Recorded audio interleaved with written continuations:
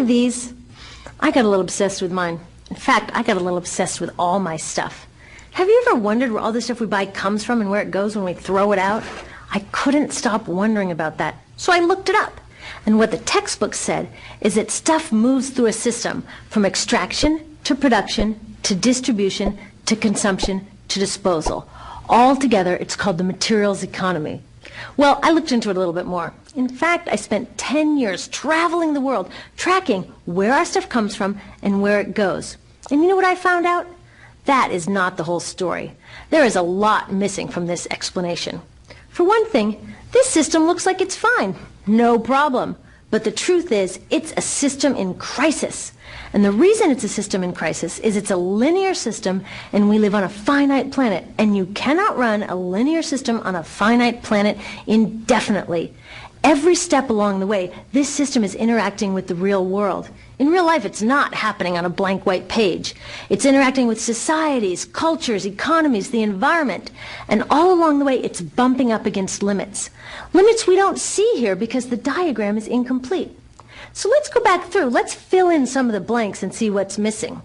Well, one of the most important things that's missing is people. Yes, people. People live and work all along this system. And some people in this system matter a little more than others. Some have a little more say. Who are they? Well, let's start with the government.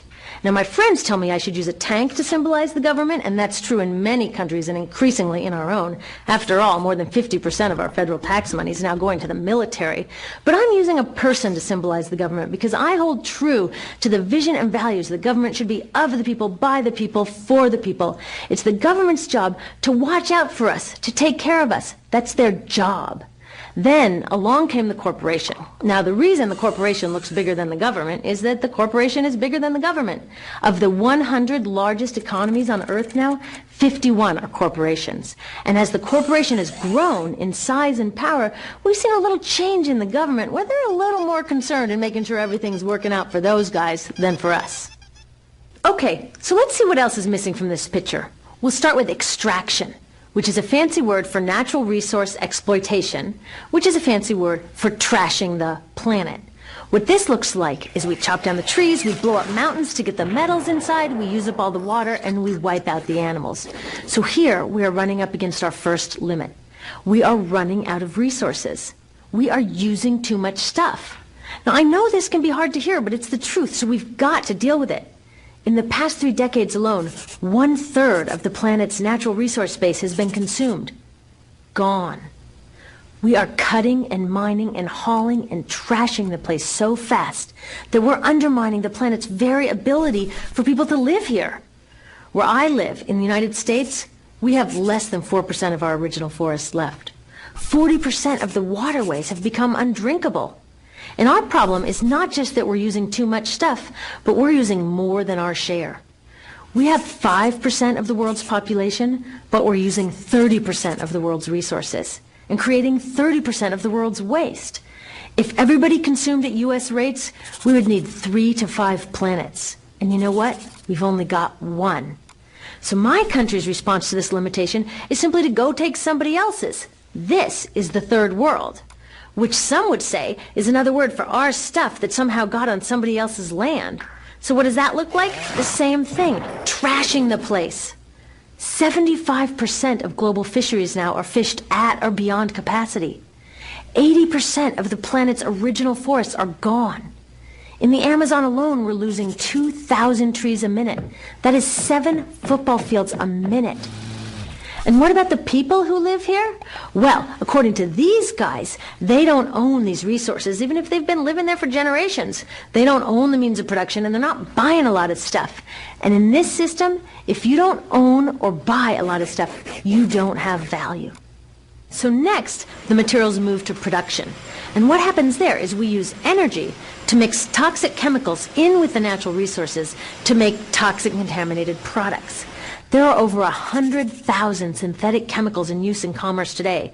Only a handful of them have even been tested for health impacts, and none have been tested for synergistic health impacts. That means when they interact with all the other chemicals we're exposed to every day. So we don't know the full impact on health and the environment of all these toxic chemicals, but we do know one thing. Toxics in, toxics out. As long as we keep putting toxics into our industrial production systems, we're going to keep getting toxics in the stuff that we bring into our homes and workplaces and schools and, our bodies. Like BFRs, brominated flame retardants. They're a chemical that make things more fireproof, but they are super toxic. They're a neurotoxin. That means toxic to the brain. What are we even doing using a chemical like this? Yet we put it in our computers, our appliances, couches, mattresses, even some pillows. In fact, we take our pillows, we douse them in a neurotoxin, then we bring them home and put our heads on them for 8 hours a night to sleep. Now, I don't know, but it seems to me in this country with so much potential, we could think of a better way to stop our heads from catching on fire at night. Now, these toxics build up the food chain and concentrate in our bodies. Do you know what is the food at the top of the food chain with the highest level of many toxic contaminants? Human breast milk. That means that we've reached a point where the smallest members of our societies, our babies, are getting the highest lifetime dose of toxic chemicals from breastfeeding from their mothers. Is that not an incredible violation? Breastfeeding must be the most fundamental human act of nurturing. It should be sacred and safe. Now, breastfeeding is still best, and mothers should definitely keep breastfeeding, but we should protect it. They should protect it. I thought they were looking out for us. And of course, the people who bear the biggest brunt of these toxic chemicals are the factory workers, many of whom are women of reproductive age. They're working with reproductive toxins, carcinogens, and more. Now, I ask you, what kind of woman of reproductive age would work in a job exposed to reproductive toxins except for a woman with no other option? And that's one of the beauties of this system. The erosion of local environments and economies here ensures a constant supply of people with no other option. Globally, 200,000 people a day are moving from environments that have sustained them for generations into cities, many to live in slums, looking for work, no matter how toxic that work may be. So you see, it's not just resources that are wasted along this system, but people too. Whole communities get wasted. Yep, toxics in, toxics out.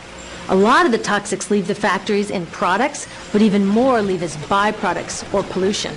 And it's a lot of pollution. In the U.S., our industry admits to releasing over 4 billion pounds of toxic chemicals a year. And it's probably a lot more, because that's only what they admit. So that's another limit, because yuck, who wants to look at and smell 4 billion pounds of toxic chemicals a year? So what do? Move the dirty factories overseas, pollute someone else's land.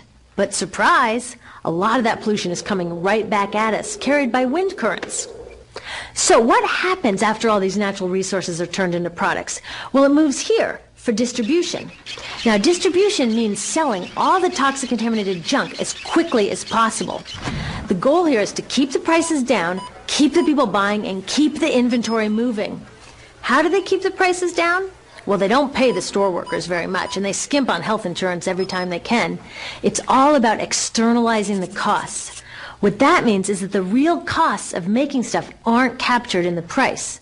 In other words, we aren't paying for the stuff we buy. I was thinking about this the other day. I was walking to work and I wanted to listen to the news, so I popped into a Radio Shack to buy a radio. I found this cute little green radio for $4.99. I was standing there in line to buy this thing, and I was thinking, how could $4.99 possibly capture the costs of making this radio and getting it into my hands? The metal was probably mined in South Africa. The petroleum was probably drilled in Iraq. The plastics were probably produced in China. And maybe the whole thing was assembled by some 15-year-old in a maquiladora in Mexico.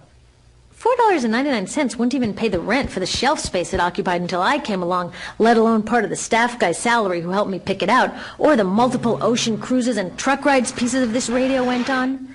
That's how I realized I didn't pay for the radio. So who did pay? Well, these people paid with the loss of their natural resource space. These people paid with the loss of their clean air, with increasing asthma and cancer rates. Kids in the Congo paid with their future. 30% of the kids in the Congo now have dropped out of school to mine coltan, a metal we need for our cheap and disposable electronics. These people even paid by having to cover their own health insurance. All along this system, people pitched in so I could get this radio for $4.99. And none of these contributions are recorded in any accounts book. That's what I mean by the company owners externalize the true costs of production.